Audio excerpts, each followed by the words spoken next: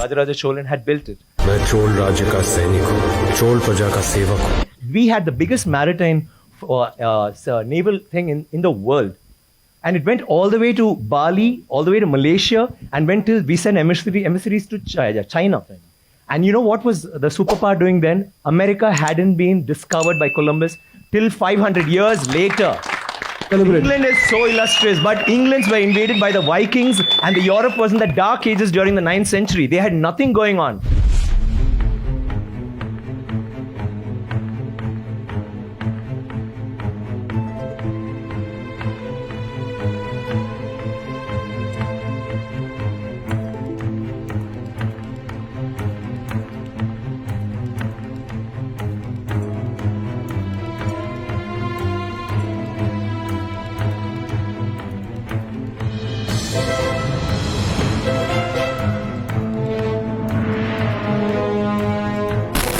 We all talk about the pyramids and how could they have possibly built it? How did they do it so many years ago?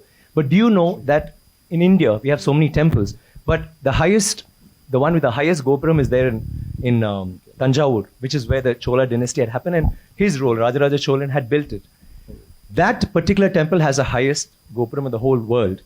The top stone alone, it's a single stone that weighs 80 tons.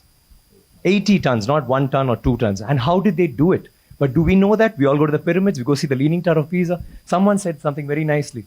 He said, we are actually appreciating a building that doesn't stand.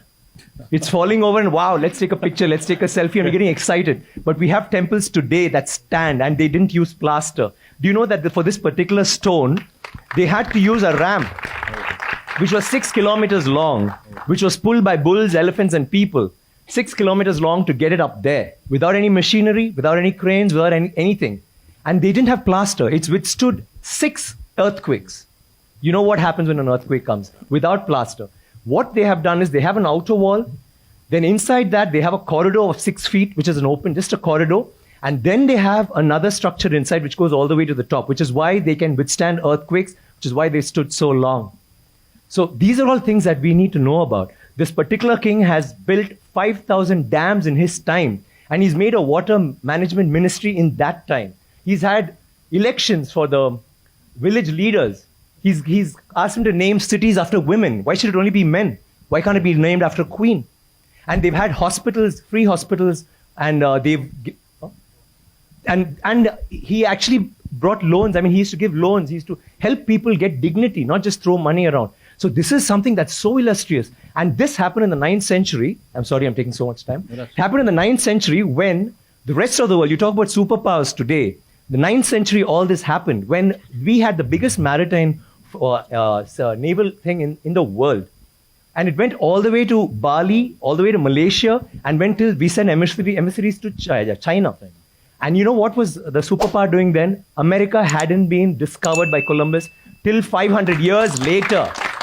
So think about our culture, think about how advanced we were. We need to be proud of this. It's nothing to do with North India, South India, West India, East. It is, we are Indians. And we need to feel proud about that. And England is so illustrious, but Englands were invaded by the Vikings, and the Europe was in the dark ages during the 9th century. They had nothing going on. So don't you think we should celebrate history? Absolutely, absolutely.